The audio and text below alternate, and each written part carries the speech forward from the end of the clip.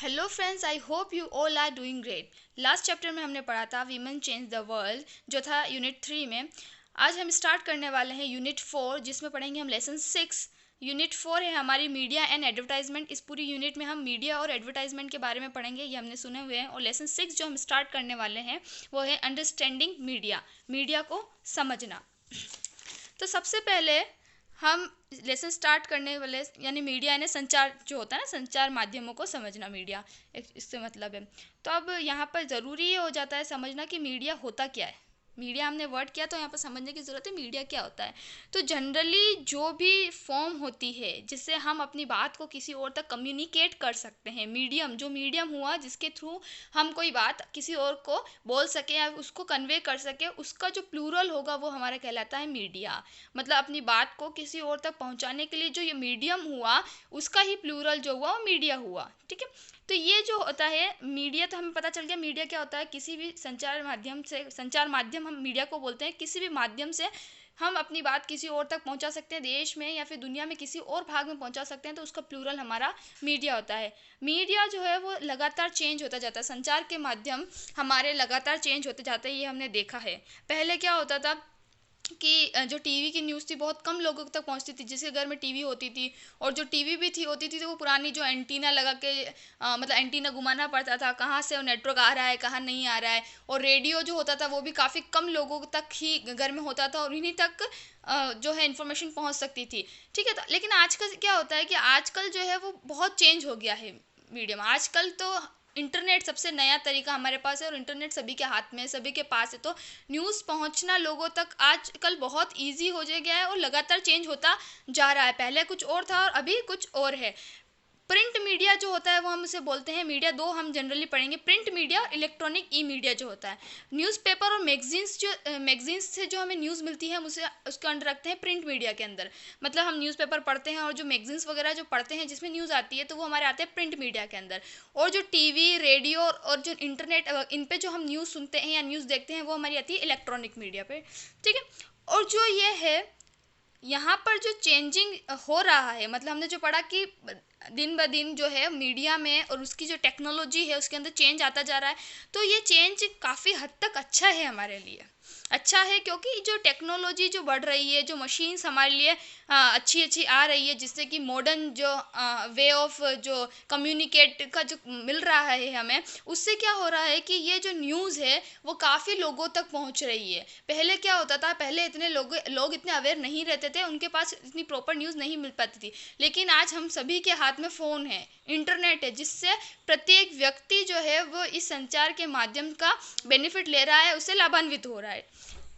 ठीक है, और ये जो क्वालिटी साउंड्स जो है वो दिन ब दिन अच्छी इंप्रूव होती जा रही। पहले देखते थे हम कि ब्लैक एंड वाइट ही जो टीवी वगैरह होती थी या रेडियो में भी बहुत कम जो सर्वर पकड़ता था या नेटवर्क में बहुत ज़्यादा प्रॉब्लम आई थी।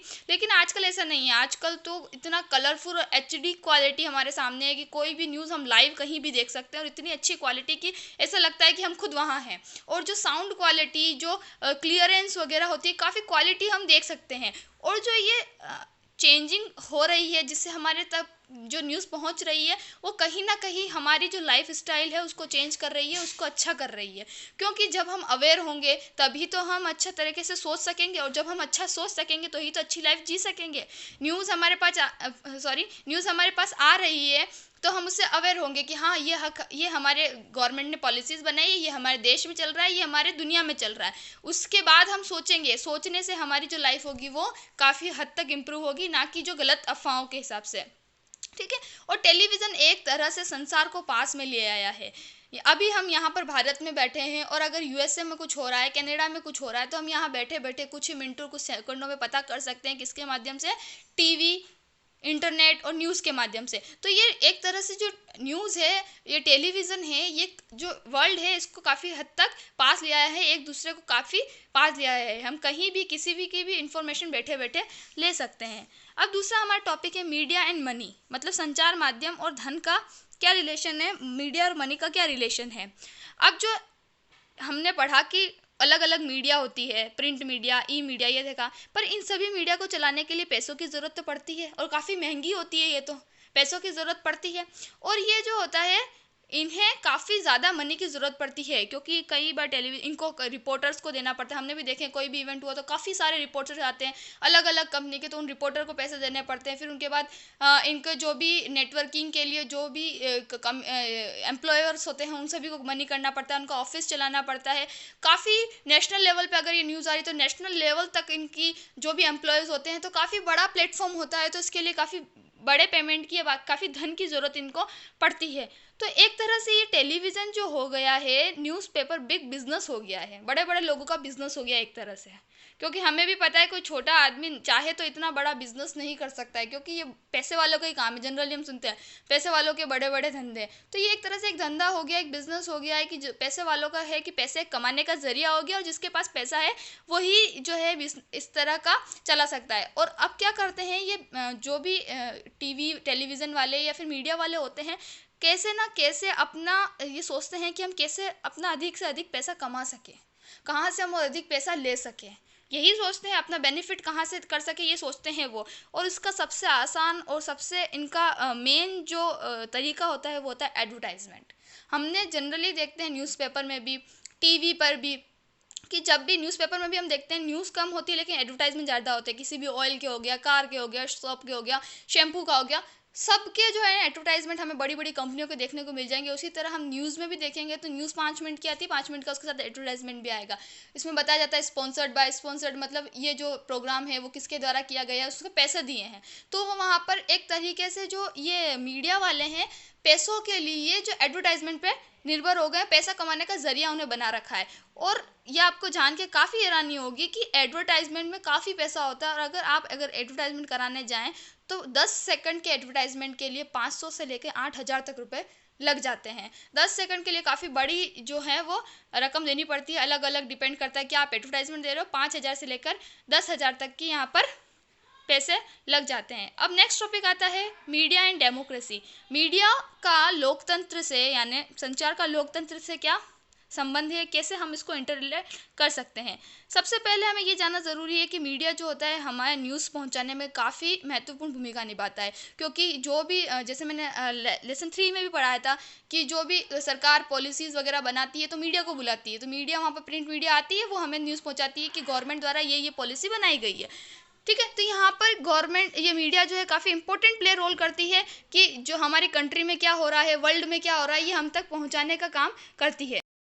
उसके बाद ये जो इन्फॉर्मेशन होती है ये काफ़ी इंपॉर्टेंट होती है और ये काफ़ी बैलेंस्ड भी होनी चाहिए। अब जैसे मान लिया हमारे पास कोई न्यूज़ आ रही है तो वो बैलेंस होनी चाहिए, बायस्ड नहीं होनी चाहिए। जैसे कोई एक टॉपिक दिया है तो उसको हर तथ्य से रिपोर्टर्स को दिखाना चाहिए, उसका पॉजिटिव भी, उसका नेगेटिव भी, इकोनॉमिकल भी, सोशल भी, मतलब सारे एस्पेक्ट वहाँ न्यूज़ वाले को दिखाने चाहिए, जिससे कि जो जनता है, जो सुनने वाला है, वो सोचने पे मजबूर हो कि क्या सही है क्या गलत है। इम्पोर्टेंट रोल मीडिया निभा तो रही है लेकिन क्या वह सही निभा रही है, ये सोचने की ज़रूरत है। जो भी न्यूज़ हमारे पास आ रही है वो बायस्ड नहीं होनी चाहिए, किसी एक ही पक्ष में झुकी हुई नहीं होनी चाहिए, उसको सभी तरीके से न्यूट्रल होना चाहिए, बैलेंस्ड होना चाहिए। और बैलेंस्ड न्यूज़ वो होती है जो सभी पॉइंट को डिस्कस करती है, और जो रीडर्स को, और लास्ट में जो न्यूज़ वाले हैं, मीडिया है, उनको रीडर्स यानी जो सुनने वाले हैं उन पर उनको छोड़ देना चाहिए, उन पर छोड़ देना चाहिए कि आप क्या सोचते हैं इसके बारे में। मतलब एक न्यूज़ उन्होंने दी, उनका पॉजिटिव है, नेगेटिव, सोशल, इकोनॉमिक, सारे एस्पेक्ट उन्होंने बता दिया। उसके बाद रीडर्स पे उनका होना चाहिए कि रीडर्स क्या सोचते हैं, क्या सही है क्या गलत है।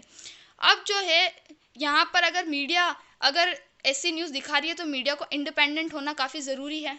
मीडिया इंडिपेंडेंट होगी तभी तो वो ऐसी न्यूज़ दिखा पाएगी।